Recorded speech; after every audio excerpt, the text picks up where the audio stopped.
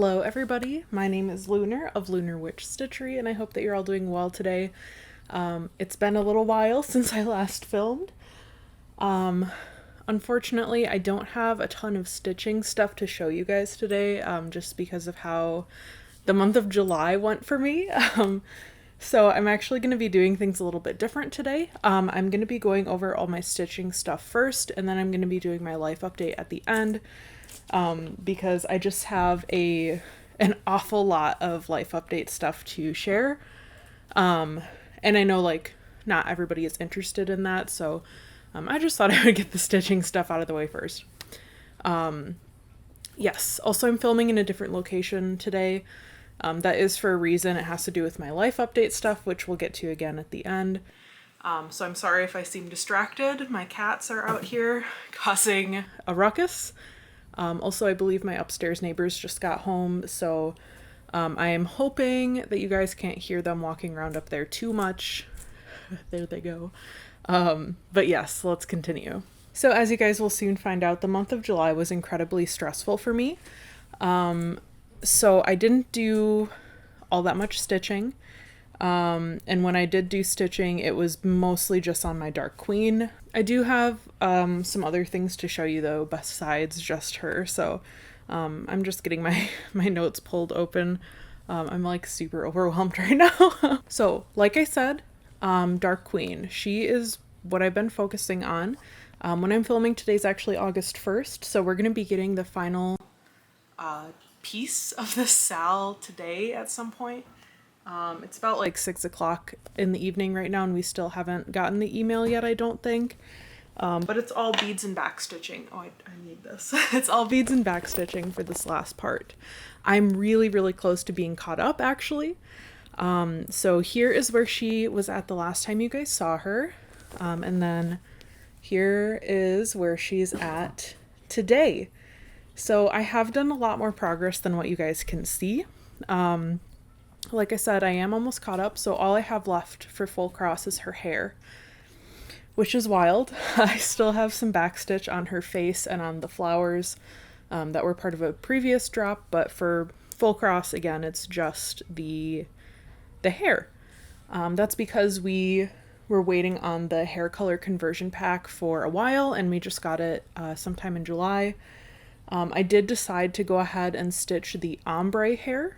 So it's going to be a dark red into orange and then into really light yellow at the very tips. So I'm really excited about that. I'm really happy I waited to stitch her hair until the end because I just really like how the ombre hair is looking. And if I hadn't waited, I would have just stitched the solid red that was charted, which looks really good, but the ombre is just so cool. So anyway, focusing, let me grab you guys a picture of the other stuff that I've done. So I think it was part 11 was her feet, actually. So yes, I did have a lot more over one skin to do, even though I thought I was like done with it. But that's fine. So this is what the bottom of her is looking like. So I did, like I said, her feet, all the grass down there, and then this orb and that section of the log right there were also part of that drop. So that's all done. As you can imagine, that took a fair bit of time. Also, I think the last time you guys saw her, I still hadn't finished one of the other like orb log sections. So I have in fact finished that. I'm so sorry, my cat is playing under my tripod, but that's all done. Like I said, again, I just have the hair that needs to be stitched. I'm really looking forward to getting the beads and backstitch today. I don't have it out here with me, but I did pick up some invisible thread for that. I have been asking around to see like what people have been using these days for beading. And I feel like it was kind of a toss-up between matching DMC, invisible thread, or Nymo, which is a nylon like thread stuff. It's colored. And I thought that since there were so many different bead colors for this, instead of buying a whole bunch of different colors of Nymo, I would just go ahead and get the invisible. So I got YLI brand, so we'll see how I like it. If I don't like it, I'll probably buy some Nymo for other beading projects that I have, because I have a lot of beads for other pieces to do. So this is just on a trial basis. But yeah, again, super, super happy with how she is looking here. I just started her hair like yesterday or 2 days ago, so I'm not very far yet. She has an awful lot of hair, so. So I also had a new start. I was actually planning to have 2 new starts for you guys, but I just wasn't able to get around to one of them, unfortunately. So I just have one today. So this is actually a piece that is my mom's. This is for my little sister. It's a birth commemoration for her. My sister is 22, so this has been sitting around for some time. And it wasn't started at all. It was still like packed up in its little kit thing. So I think it was last week I took the time to sit down, separate all the threads out by color, and then I started it. So this is what the finished piece will look like. It's called Golden Slumbers. It is a lot more chill than the baby piece that my mom picked for me, so I'm not feeling too intimidated by it. This is just on 14 count, and it calls for 2 strands, so that's what I'm doing, even though I usually do 3 strands on 14 count. And this is all I did. It was just a little bit at the very top. I chose to start at the top because the middle of the piece is like backstitch words, and I wanted to start with full cross and not backstitch, so yeah, there's that. I had hoped to get some more done with that, but just like with the nature of my household right now, it's been very chaotic, so I haven't really gotten to stitch as much as I would like, as I've expressed. That's all I have for whip stuff. I did have one haul thing come in. I'm super excited about it. So this was supposed to be my other new start. I'm so sorry for all the noise. It's one of my cats, who again, you'll see later. This is a full coverage kit from Gecko Rouge. They recently changed their packaging, so now you get it in this little box. I love it. I do have the cover image in here. So when you get it, it looks like this. Obviously this wouldn't be ripped. I've already opened this. I talked about this in my last video. So this is what the finished piece will look like. This full coverage, let me get the crinkling out of the way.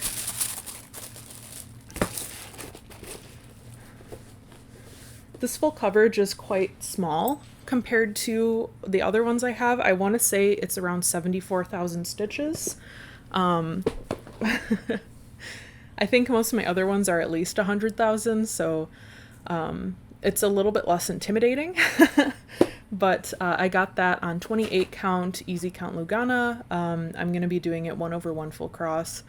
And again, like I said, I did intend on starting that, but yeah, I just haven't. But I'm really, really excited about it. It's from one of my favorite video games called Okami. And it's really like difficult to find good art and merchandise from that game. So when I saw this kit, I was just absolutely head over heels for it. So yeah, that came, I think it took about a month for it to like be kitted and shipped to me. I know that Gecko Rouge had a bunch of staff like out sick and all this other stuff going on, so I think their processing time is typically a bit less than that these days. But yeah, it really didn't bother me at all. Okay, that's all I had for haul. So for plans, I will be finishing my Dark Queen. Like I said, today we're just waiting on the backstitch and the beads to come out, and then that's it, which is so wild. So I'm really excited about that. I can almost guarantee the next time you guys see her, she will be done. She probably will not be framed by then, but she will be finished. She will be an FO. So I'm really, really excited about that. I would like to start this Amaterasu Okami full coverage piece. And then once I finish my Dark Queen, I'd like to pick up Princess Serenity again. I haven't touched her in a few months, I think. And I really want to have her done this year. I had wanted to have her done by like the start of July, but just with the way that things have gone for me this year, that just wasn't possible. So I'm really hoping to really get some good work in on her. Also, I did talk to Ruben about, for my Christmas present, him paying for me to kit up the Dark Queen of the Seas. So I'm hoping to do that. Again, that's going to be my Christmas present, so it won't be till later this year. But yeah, that is semi-solidly in the plans for some point.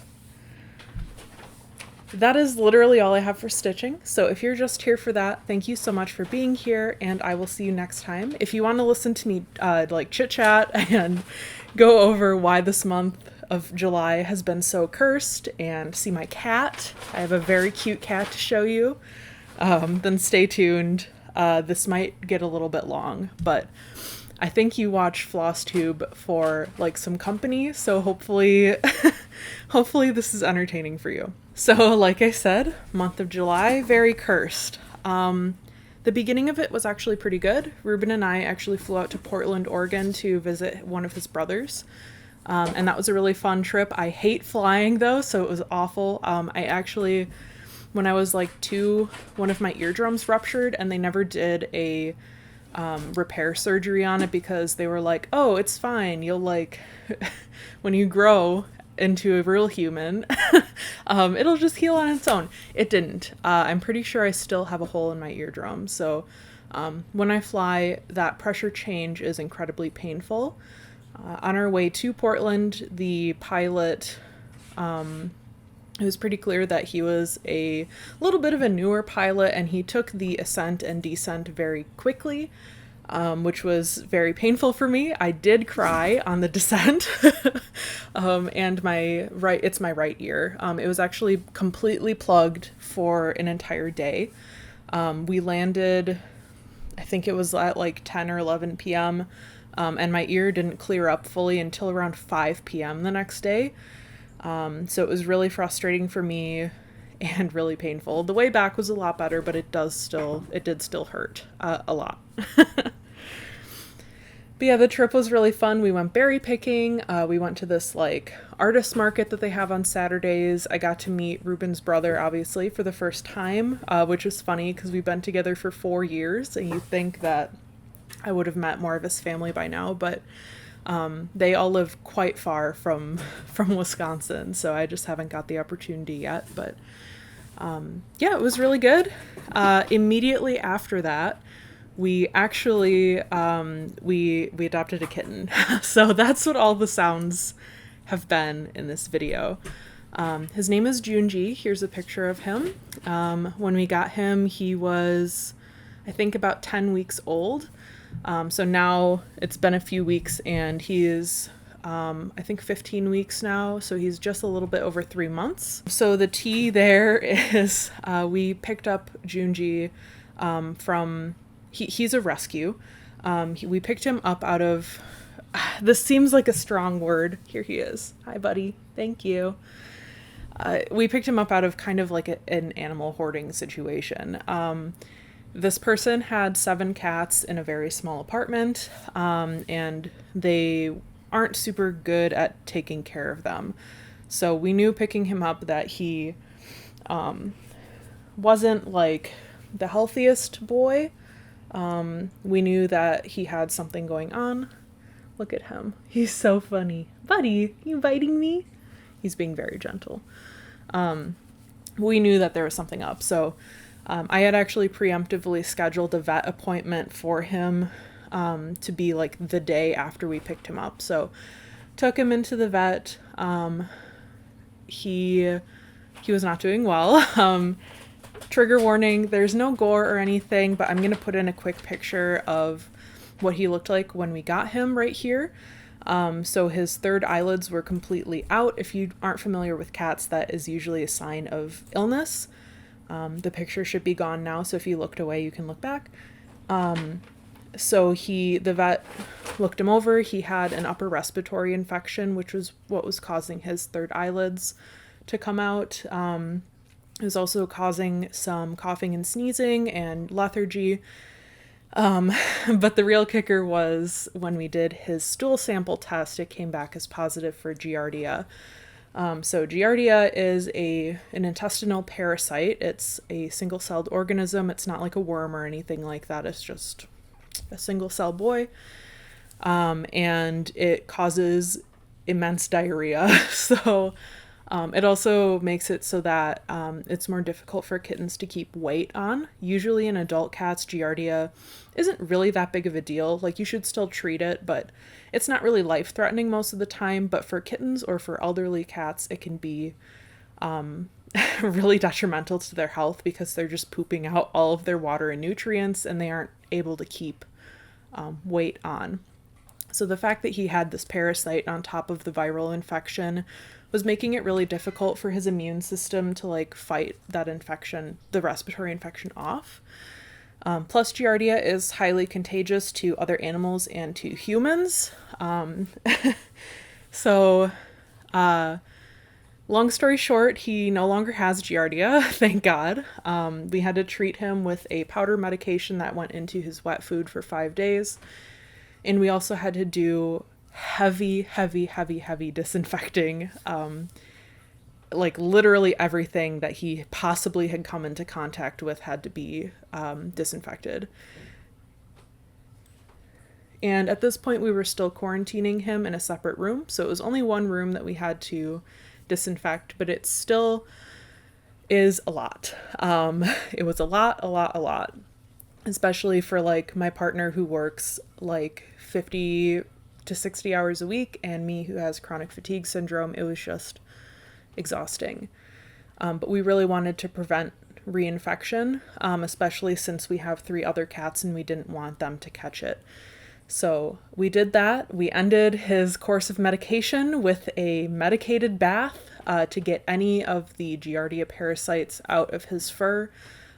Basically, it's transferred from fecal to mouth contact, and obviously cats will lick their butt and then lick their fur.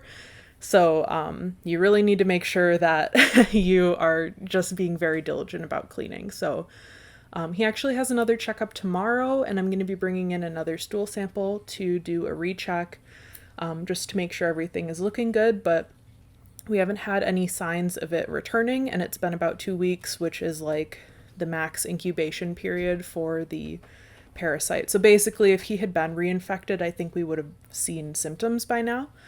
And we haven't. So that's really good. But then after he was cleared for Giardia, we had to introduce him into the other cats, which is like a whole thing. So we have all male cats, all 4 of them, and all of them are neutered. So it wasn't like a big territory fight or anything like that. It's more just my cats are all indoor cats and they don't come into contact with cats outside of our immediate family ever. So when you bring in a new cat, I know, Almond, when you bring in a new cat, it can be really stressful for them.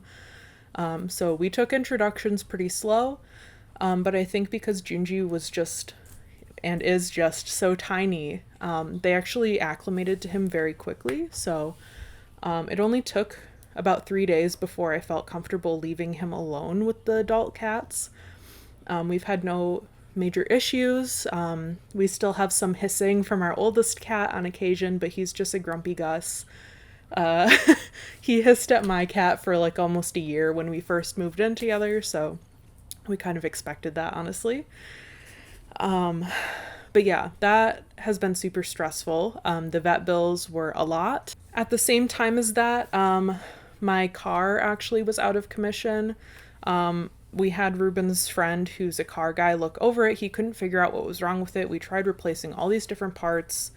None of it was doing anything, so I had to actually take it into a shop to get it really looked at, and it turned out that a wire had been chewed through by some rodents. So amazing. So that cost like $500, which is awesome. So on top of the vet bills, that was not great.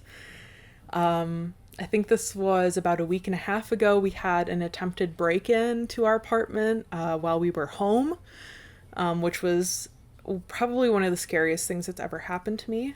At the time, we didn't have deadbolt locks on our doors. We only had the little handle lock. So, yeah, it was very scary. We are safe. The person who did it was arrested because I called the police, and he was literally still here when the cops showed up. He was very clearly under the influence of something. It was a Thursday at like 6:30 p.m. Literally broad daylight. Like, yeah. But yeah, it was really scary.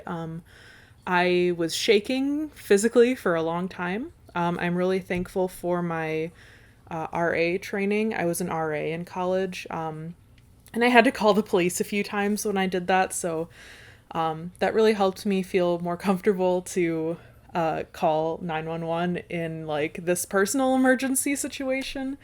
My partner has never had to call 911 before, so he was a little bit like freaked out, and I was like, nope, it's time. So, but yeah, we have since gotten deadbolts installed as well. We've been asking my landlord for them for a while, but it was just kind of one of those things that kept getting pushed down to like the bottom of the priority list. So I think this was enough of a dire situation for her to like put it at the top of her list and actually get it taken care of. So again, very thankful for that. I feel much safer in our apartment now. Our ceiling in our kitchen started leaking. That was actually an issue from the upstairs unit, so I guess I contacted my landlord about that, and they sent somebody out the next day to fix whatever was leaking in their bathroom, so yay, but that was also really stressful. And then the most recent stressor was on last Friday. What was it, like the 28th or 29th of June? Or not June, July. Something like that. One of our adult cats, Almond, we actually had to rush into the ER vet. For a couple days before that, he had been having some weird, like, symptoms that were unusual for him. So, Almond is he's our youngest cat besides the kitten. Ollie, come here. He's actually the one that you guys see in my intro. He's like busy playing with the kitten right now, so he won't come over, but, he's very energetic, very sociable. He usually has a really good appetite, and, for a few days he started being more and more tired every day. He was eating less, and, he was doing this weird like gagging thing every once and again. So, I checked inside his mouth to make sure he didn't have any like string or yarn or something stuck in his throat, and he didn't. But that day that we took him to the ER vet, I fed him dinner and he didn't eat any of it. And our cats are on like a mealtime schedule, so they are hungry by the time it gets to be mealtime. They get fed every 6 hours. So that was a huge red flag for me, and he had slept all day before that. So we took him into the urgent care ER vet because it was like 6 o'clock. So, it's outside of regular vet hours. Hi, Junji. They looked at him right away, thankfully. They did an x-ray, and they actually showed us the x-ray, which was really cool. They didn't find anything, which is awesome. I was really concerned that he had an intestinal blockage, which is something that can be caused by, again, ingesting like string or yarn or all kinds of stuff. So that's what I was worried he had, but he didn't. And they ended up giving him some fluids. They do this thing where they inject fluids right under the skin, so you get kind of this little hump. It's called doing subcutaneous fluids, or a sub-Q. And the vet said, he's scratching at my door even though I'm out here. Ollie, come here. What are you doing? The vet said he did really well. He was very calm the whole time we were at the vet. I think the whole appointment, like start to finish, walking in and walking out the door, took maybe 30 minutes, which is insane for like x-rays and all this stuff. But she said it seemed like he might just have some kind of like laryngitis issue. And I was like, I feel like that wouldn't cause these symptoms. But she asked if his meow had been more hoarse, and I actually said yes, because on the way there he had been crying because he hates the car. And I noticed how raspy his voice sounded, which was unusual for him, but I didn't really think anything of it until the vet brought it up. So she thinks he had some sort of like throat issue that was making him feel like he had to gag, because he's like, what is this weird feeling in my throat? I need to get rid of it. Because he wasn't actually throwing up when he was gagging. He was just doing the motion. So anyway, hey buddy. So here he is, our little man. The vet gave him some antibiotics. So he has been taking those for, today's the 5th day. We'll be giving him them later today. He has to take them for 5 days. But we saw an immediate difference with the fluids and with the medication. Like, I think it was even just the next day after the vet, he was almost totally back to normal. He was doing so much better. So now he really is back to normal. His voice sounds normal. He's eating a lot, playing a lot. So that's awesome. But yeah, that was a $600 vet visit, which is certainly a lot, especially with everything else we've had with rescuing the kitten and my car and all this other stuff that's been going on. Picking up our car from the airport, which was also a lot of money to park at the airport for 4 days. So yeah, I'm very thankful that all of my cats are happy and healthy at this point. Oh, I totally forgot to mention one of our other cats had a regular annual vet visit too, so that was just another bill. It's just been one thing after another this month, and or this past month. I feel like I just need to lay down and sleep for like a week. I am so tired, and I feel like we're drowning a little bit.